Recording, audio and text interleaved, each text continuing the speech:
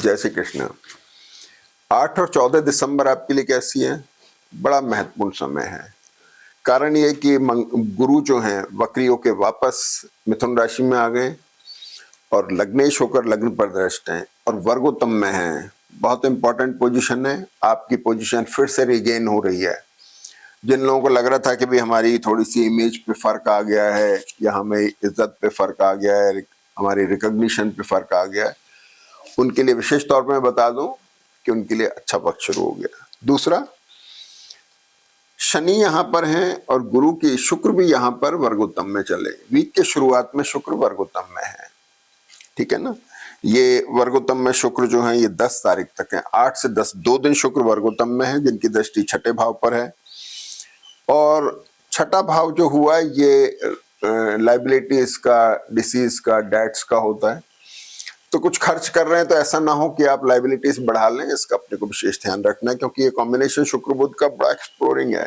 जरूरत से ज्यादा लाइबिलिटी ना बन जाए, इसका अपने को विशेष ध्यान रखना है, क्योंकि यहाँ गुरु भी मंगल के ऊपर दृष्ट हो रहे हैं। खरीदने का मानस बन रहा है कुछ।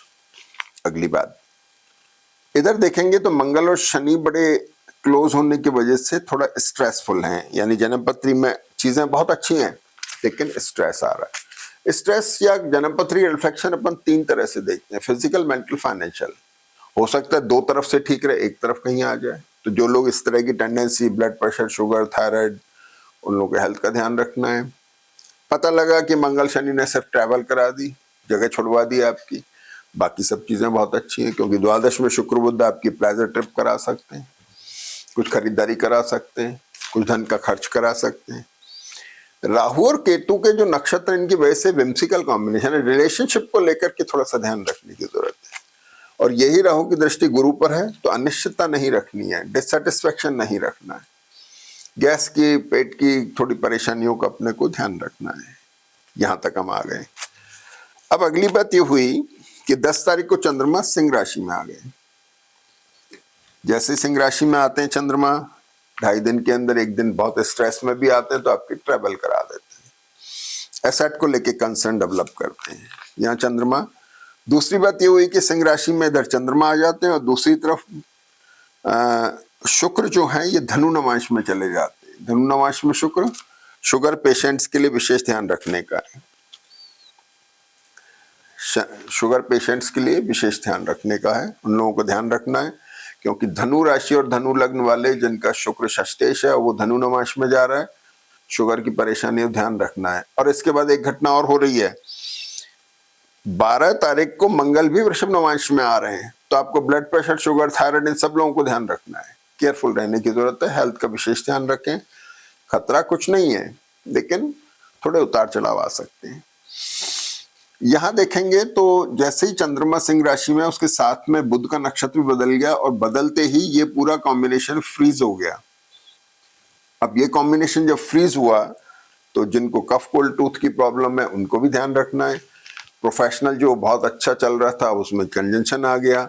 बिजनेस के अंदर जो लोग कहेंगे भाई चीजें होती होती रुक गई, पता लगा कहीं खिंचाव आ गया, दर्द हो गया।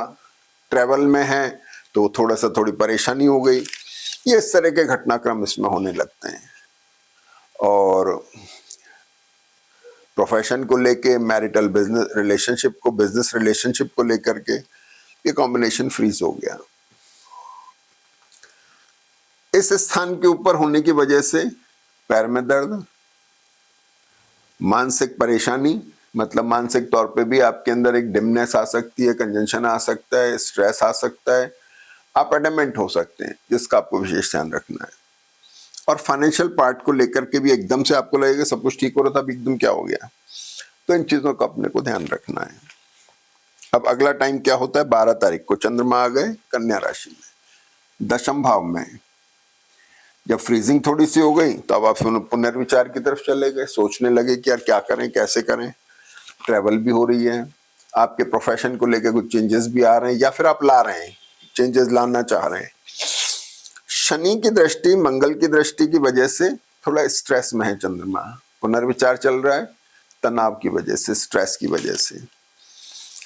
और इसमें खास बात ये होती है कि 12 तारीख को मंगल वृषभ में आ गए, तो मैंने कहा जैसे थायराइड, शुगर पेशेंट या शुगर, थायराइड और ब्लड प्रेशर वालों को थोड़ा ध्यान रखने की जरूरत है। और 13 तारीख से बुध जो है ये उच्च नवांश में चले गए, तो 7th और 10th लॉर्ड बुध उच्च नवांश में गए, कन्या राशि में चंद्रमा चल रहे हैं, तो वीक एंड जो है वो थोड़ा बेटर हो गया। वहां थोड़ी सी स्टेबिलिटी नहीं, चंद्रमा और शनि के वजह से स्ट्रेस है, पुनर्विचार चल रहा है, रिडिफाइनमेंट चल रहा है प्रोफेशन, मैरिटल, बिजनेस रिलेशनशिप को लेके, लेकिन बेटर है, ठीक है, स्टेबिलिटी है, थोड़ा पॉजिटिविटी है। तो कुल मिलाकर के ये है कि सेहत का ध्यान रखें, डिसीजन लेने में केयरफुल रहें, और बाकी वक्त वैसे बहुत अच्छा है, इसका फायदा उठाएं। जय श्री कृष्ण।